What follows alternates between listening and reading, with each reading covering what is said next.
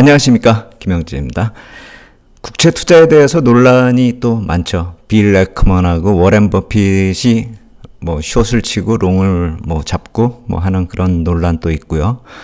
그래서 그거 한 가지하고 더불어서 미국 국채 발행하고 부채 이슈는 계속 얘기가 나오고 있지 않습니까? 거기 관련된 투자 전략, 국채와 더불어서 자산시장 투자 전략, 이것도 한번 찾아봐야 될 것 같습니다. 검토해 보겠습니다. 지금 글로벌 국채 시장이 지난 주말에 좀 반등을 했습니다. 여기 보시면 빨간색으로 이렇게 나타나고 있는데, 위에가 10년물 국채 미국 거고요. 아래가 분트 독일 겁니다. 그러니까 유럽 쪽을 거의 대표한다 이렇게 보시면 될 것 같은데요. 여기 보시면 이 저점들이 작년 말의 저점, 미국 같은 경우는 10월의 저점, 그리고 독일 같은 경우는 그것보다 한 번 더 깨고 내려왔거든요. 그래서 올해 3월 정도에 저점을 만들었어요. 최근에 22쪽이 조금 더 미국보다 그러니까 패드보다 조금 더 이렇게 좀 긴축적으로 나가는 그런 모습이 반영이 된 그런 수치다 이렇게 생각이 되는데, 두 개 다 이제 거의 비슷하게 크리티컬 레벨까지 온 상태다 이렇게 봐야 되겠죠. 그렇기 때문에 누가 샀네, 팔았네 이렇게 얘기하면은 더 민감하게 투자 심리가 반응이 될 수밖에 없는 그런 상황이다 이렇게 봐야 될 것 같습니다. 특히나 여기서는 이렇게 투자 전략을 세우기가 굉장히 리스크가 크죠. 만약에 성공하면은 또 수익이 좀 많이 날 수도 있겠지만, 만약에 반대의 경우도 생각을 해야 될 테니까요. 그래서 빌 에크먼 쪽도 한번 우리가 그 이유하고 방법 같은 걸 좀 찾아보면은 힌트를 좀 얻을 수 있을 것 같아요. 그분이 왜 그랬는지에 대해서는 여러 번 이미 그러니까 주말 이전에 얘기가 나왔기 때문에 이렇게 저렇게 좀 많이 거론이 된 것 같은데, 제가 중요한 점 몇 가지만 이렇게 검토해 보고 또 오늘 말씀드릴 내용하고 관련된 부분만 좀 찾아보겠습니다. 그 이유가 이 탈세계화, 그리고 미국의 국방 예산도 있고 또 이 기후 변화 관련돼서 에너지 변화가 있잖아요. 이 재생에너지 또 쓰고 그린 에너지 또 이런 거 얘기 나오고 있고, 2차 전지 이것도 그 연관선상에서 이렇게 얘기가 되겠죠. 특히나 기후 변화는 지금 너무나 심한 상태이기 때문에 에너지 쪽으로 이 변화가 비용이 또 들어간다 이렇게 봐야 될 것 같아요. 그리고 정책과 관련된 또 노동 비용 이쪽도 계속 이제 자본 투입이 돼야 되는 그런 상황이기 때문에 이런 구조적인 변화가 계속 장기적인 인플레이션을 높이는 그런 레벨을 높이는 그런 요인이 되고 있다 이 얘기하고요. 그리고 또 하나는 수급 쪽에서 보면은 이 32조 달러 이 부채하고 재정 적자가 계속되고 있고, 공급은 그렇기 때문에 증가할 테고, 거기다가 제가 계속 말씀드리고 있는 패드 쪽에서 이 QT를 할 것이기 때문에, 그래서 수급 쪽에서도 계속 좀 안 좋은 그런 상황이고, 여기 리파이 레이트 요거는 이제 ECB하고 관련되는 그런 모습이 되고요. 그리고 중국 쪽에서는 미국 쪽 국채가 좀 최근에는 좀 다시 이제 보유량이 약간 늘어나는 그런 모습이 나타나고는 있지만, 파이낸셜리 디커플링이 나타날 것이다. 그러니까 결국은 언젠가는 떠날 것이다 라는 그런 관점하고, 또 YCC 또 변화가 나타난 BOJ 이쪽의 흐름, 그러니까 한마디로 미국 내부적인 수급과 외부적인 수급이 모두 다 좀 안 좋은 상황으로 가고 있다. 이 점을 또 지적하고 있는 것이고요. 그래서 여기 롱텀 인플레이션이 3%로 올라간다. 지금 패드가 계속 생각하고 있는 2%가 아니라 이제 3%다. 이 개념이 좀 특이하다. 요거 좀 주목할 만하다라고 생각이 되고, 30년물을 이제 기준으로 했을 때 거의 추가적인 금리를 이제 텀 프리미엄 같은 경우를 이제 추가를 하면은 그러면 이제 5.5%가 된다 이 얘기거든요. 근데 이제 여기서 더 재밌는 거는 그 헤징 수단 자체가 옵션을 이용했다라는 겁니다. 그러니까 쇼팅 본드 아웃라이트 이거보다는 옵션을 이용했다. 그러니까 공매도나 이렇게 실물 매도를 털어내는 그런 모습보다는 옵션을 이용했다라고 한다면은, 이 경우는 여기 나와 있듯이 프리미엄만 날리면 돼요. 그러니까 이분 표현을 좀 우습게 재밌게 했는데, 잠을 자기 쉽기 위해서 밤에 잠을 자기 위해서 하방을 제한하는, 하방 손실을 제한하는 그런 방법을 썼다. 옵션 같은 경우 프리미엄만 날리면 되는 거기 때문에 사실 공매도보다 훨씬 안전하죠. 다만 돈을 날릴 확률이 굉장히 큽니다. 왜냐하면은 거기까지 내려가지 않으면 그냥 휴지 조각이 되는 그런 모습이고, 이거는 또 시간이 좀 유한하잖아요. 그렇기 때문에 계속 비용을 투입해야 되는 그런 단점이 있는 그런 투자 전략이라는 점에서 놓고 본다면은 확률적으로 이렇게 높은 그런 모습을 이분이 기대하면서 이런 전략을 썼다라고는 보기가 힘든 것 같아요. 그래서 혹시나 있을 수 있는 일에 대한 대비를 한다. 밤에 잠을 자기 위해서 그 정도로 헤징을 하는 게 맞다. 이렇게 또 얘기를 하는 거 보면 아래쪽으로 확 미는 그런 모습에 대한 그런 절대적인 확신이 있다. 이렇게 보기는 힘들다. 이렇게 생각이 됩니다.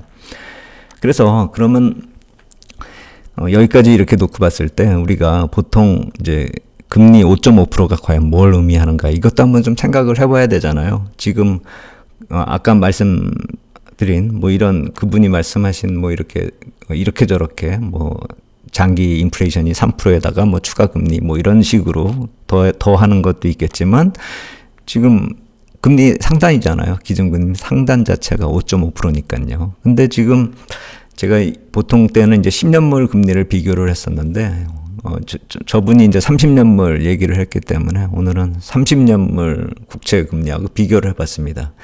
근데 뭐 10년물로 비교를 하나, 30년물로 비교를 하나, 뭐 흐름을 비교하는 건 거의 똑같죠. 다만 이제 좀 금리가 좀 약간 좀 더 높아져 있는 그런 모습이다. 10년물보다 이렇게 보시면 될 것 같아요.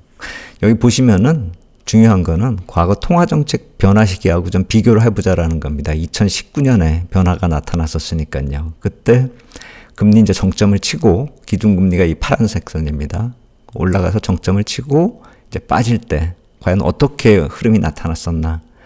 2019년하고 비교해보면 마지막 요 금리 인상하기 전에 2달 전에 금리 실질적으로 30년분으로 정점을 쳤습니다. 그리고 마지막 금리 인하를 하는 시점 전후로 해서 이 30년물이 바닥을 쳤다라는 것이죠. 단기 바닥이요. 그 이후로 이제 금리가 계속 하락을 했기 때문에 이제 쫓아 내려간 것이고, 그 금리 정점을 치고 금리 첫 번째 하락을 할 그 시기에 선반영을 좀 이 정도로 반영을 했다. 이렇게 볼 수가 있는 것이죠. 그런데 이번에는 지금 기준금리가 이렇게 5.5%까지 올라가는 이 금리 상단입니다. 이 표시한 게. 그럼에도 불구하고 지금 4%대에 계속 머물고 있잖아요. 그러니까 이때하고 비교를 해보려면은, 이때는 이 금리 상승을 굉장히 빨리 좀 반영을 했었어요, 이때. 근데 이번엔 올라가다가 말아버렸잖아요. 반영을 하다가 말았다고요. 근데 왜 이랬는지를 한번 우리가 과거를 돌이켜 본다라고 한다면은, 올해 좀 이슈가 많았잖아요. 한번 돌아볼게요. 이거 지금 3월 14일 기준이에요. 그때 7월 금리 인하 확률, 이걸 그 당시에 이제 패드워치 툴 놓고 봤을 때 42%나 기록을 했었어요. 그러니까 7월이면은 지난달이잖아요. 지난달 FOMC 회의 때 금리 인하 확률이 그 당시에는 42%로 가장 컸었던 확률이라는 겁니다. 그러니까 금리가 그 당시에는 450에서 475였고, 이 7월에 425에서 450bp가 될 확률을 가장 크게 봤다라는 것이죠. 그때 무슨 일이 일어난지 다들 기억을 하실 거예요. 미국 지역은행들 막 이제 쓰러지고 막 이럴 때거든요. 그래서 그것이 막 해결이 되는 듯한 그런 모습 보이면은, 금리가 이 전망이 또 그 다음날 보면 막 100bp 위로 막 올라가고 막 그런 때였어요. 그래서 이제 그때 시끄러운 때를 기준으로 제가 그 자료를 다시 찾아보니까 3월 14일 기준으로 7월의 금리 인하 확률이 42%나 됐었다라는 것이죠. 지금하고 비교하면 75bp나 차이가 나요. 지금 그때는 금리 상단이 475였으니까요. 그리고 만약에 진짜로 금리 인하 전망이 나왔었던 450이잖아요. 그럼 100bp 정도 지금하고 지금 실제 기준금리하고 차이가 나는 그런 전망이 나타났었다라는 것이죠. 그러다 보니까 100bp나 차이 나는 그런 전망처럼 그 당시에 움직였었던 이런 금리가 이렇게 내려가고 하는 그런 모습 사이에서 여기서 나타났던 그런 모습, 그것이 나타났었던 이유도 저런 금리 인하가 나타날 수 있었다는 걸 반영을 했다 이렇게 봐야 되겠죠. 다만 그 이후로 나타났었던 금리 상승을 잘 반영을 안 하고 있다 이렇게 봐야 될 것 같아요. 만약에 이때하고 비교해 본다면 이 위에 올라가 있는 게 맞죠. 그리고 금리를 이제 정점을 치는 그런 모습이 이제 어느 정도 확인을 친다라고 한다면 이때부터 내려오는 게 맞는 거죠. 그렇기 때문에 제가 계속 말씀을 드리는 것은 금리가 만약에 설사 지금 정점이라고 하더라도 이미 상당 부분이 인하를 반영하고 있는 그런 시세이기 때문에 국채 랠리를 기대하기는 쉽지가 않다라는 그 말씀을 드리는 겁니다. 그리고 실제로 놓고 보면은 이 지금 시점에서 놓고 보면은 금리 인하 확률이 내년 3월 달이 63%예요. 그러니까 지금도 금리 인하가 전망이 좀 앞쪽에 있다라고 한다면은 저 미리 반영된 것이 어느 정도 좀 이해가 될 텐데 지금 놓고 보면은 이러한 지금 낮아져 있는 금리를 우리가 좀 받아들이기는 시장도 그렇고 너무 빨리 반영을 했기 때문에 만약에 내년 3월에 설사 인하가 나타난다 하더라도 지금부터 몇 번의 금리 인하가 나타나야지 채권 시장에 랠리가 나타날 것인지에 대해서는 지금 당장 우리가 좀 예측할 수가 있는 그런 상황이 아니라는 것이죠. 얼마가 내려갈지를 모르니까요. 그러니까 지금 상당히 많이 반영이 돼 있는 거죠. 550인데도 불구하고 지금 420bp 정도 되는 그런 모습이 나타나고 있는 그런 모습이기 때문에 금리를 뭐 한 서너 번 내려야지만 뭐 이게 이제 같이 움직이는 게 아닌가, 이런 모습이 나타나는 게 아닌가, 이렇게 동행하는 그런 모습이요. 그렇게 볼 수가 있는 것이죠. 지금은 이미 많이 선반영이 됐고 30년물이 많이 이렇게 아래로 내려와 있는 상황이라는 것이죠. 그래서 그걸 한번 좀 우리가 잘 생각해 볼 필요가 있다라는 생각이 들고, 또 페드의 기준금리 전망을 놓고 봐도 25년 기준으로 놓고 봤을 때 기준금리 3.4% 정도를 보고 있다라는 거예요. 이게 지난 6월에 회의 자료예요. 그리고 3월보다도 더 이제 올라가는 그런 추세가 아직도 유지가 되고 있다라는 것이죠. 기준금리 3.4%가 25년이고, 그리고 2024년 내년을 놓고 봤을 때도 4.6%거든요. 그렇게 놓고 본다면은 이게 4.6%면 이 위잖아요. 여기 이 위 이쪽. 그렇다라고 본다면은 내년까지도 이 시세 잘 해봐야 박스권이다, 이렇게 놓고 봐야 되겠죠. 물론 그 안에 무슨 일이 벌어져가지고 그 기준금리 막 내리는 그런 모습이 나타난다면 모르겠는데, 지금 시점에서 나타나고 있는 흐름 놓고 보면은, 그리고 금리 전망을 놓고 보면은 이미 채권 시장 너무 많이 시세가 나 있는 상황이다. 좀 하방 쪽이 오히려 열려 있는 상황이다. 뭐 빌레크먼이 맞는다, 이 얘기를 하자는 게 아니라 위쪽으로 상승하기에는 아직도 부담스럽다, 이렇게 놓고 봐야 되겠죠. 좀 보수적으로 볼 필요가 있다라는 것입니다. 그래서 이제 우리가 이제 수급 쪽이나 또 이 지금 위치, 기준금리하고 상대적으로 좀 이렇게 비교해 봤을 때 좀 많이 좀 이렇게 미리 올라 있는 그런 상황이라는 점을 우리가 좀 생각해 볼 필요가 있다라는 것이고, 단기적으로 보면은 이제 국채 발행 일정하고 맞물린다라고 말씀을 드렸잖아요. 바로 이번 주가 이제 8월 전반부 국채 발행 일정이 시작이 됩니다. 놓고 보면은 8월 7일부터 단기물 이쪽 위가 빌이고요. 아래쪽이 이제 노트하고 본드 이쪽 나타나고 있는데, 보시면은 7, 8, 9, 10인데 제가 빨간색으로 쳐놓은 거 8, 9, 10이 이쪽 아래 3년물, 10년물, 요 아래는 이제 제가 이 한 화면에 띄울 수가 없어가지고 가져오질 못했는데 30년물이 요 뒤에 바로 있어요. 8, 9, 10으로 일정이.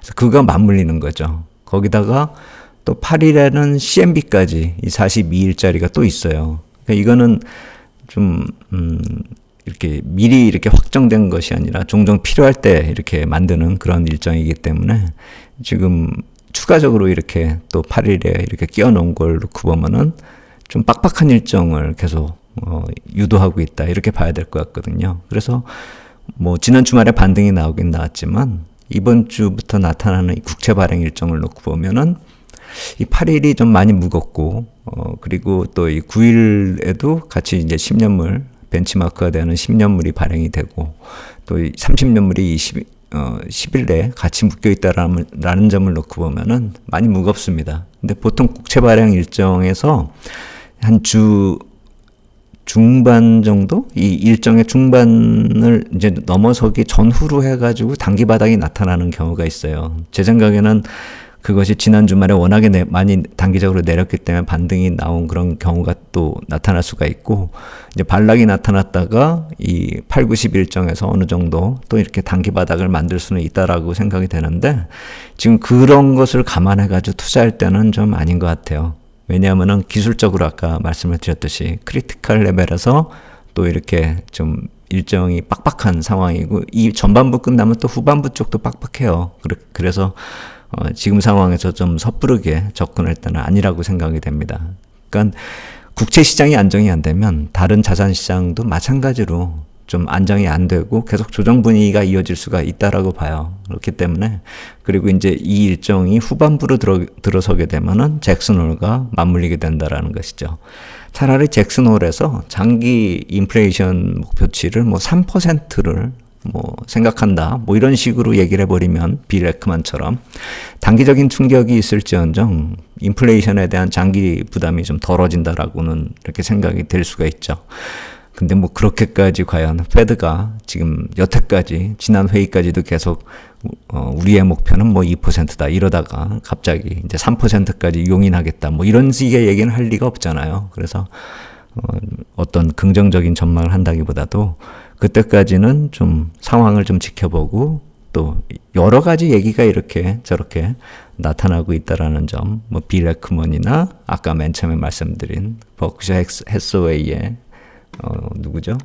워렌 버핏 이분이 산 이유는 또 뭘까 이렇게 놓고 봐도 단기 금리가 저 정도가 되면 뭐 정점이냐 뭐 이제 이런 논란도 나타날 수가 있잖아요. 그래서 한번 이 잭슨홀 미팅까지는 계속 흐름을 좀 지켜보는 게 오히려 맞는 게 아닌가라는 생각이 듭니다. 일정도 빡빡하고요. 포인트 정리해 보겠습니다. 중기 금리 전망은 좀 보수적인 관점을 지속할 필요가 있다라고 봅니다. 누가 뭐 매도했기 때문에 그렇게 볼 필요는 없다라고 생각이 들긴 들지만 그래도 지금 수급적으로 좀 안 좋고 중장기 수급도 별로 안 좋습니다. 그렇기 때문에 좀 보수적으로 볼 필요가 있다라고 생각이 되고 국채의 재정 적재 이슈 중기 반복될 악재라고 말씀드렸잖아요. 근데 최근에 너무 많이 시장에서 거론이 됐기 때문에 시장에 반영 중이다 이렇게 놓고 봐야 될 것 같아요. 과연 어느 정도까지 반영이 되고 마무리될지는 우리가 좀 지켜볼 필요가 있고 그것이 8월 중순 이후 잭슨홀로 이어지는 그 과정이다 이렇게 생각이 되거든요. 그래서 그거 지나면서 채권 투자 전략 재검토 필요하고 채권 투자 전략이 어느 정도 설정이 돼야지만 나머지 자산에 대한 투자도 설정이 될 겁니다. 그렇기 때문에 다른 자산도 그때까지는 약간 좀 여름에 더우니까 좀 천천히 이렇게 여유 있게 좀 접근할 필요가 있다 이렇게 생각이 됩니다. 오늘 여기까지 하도록 하겠습니다. 감사합니다.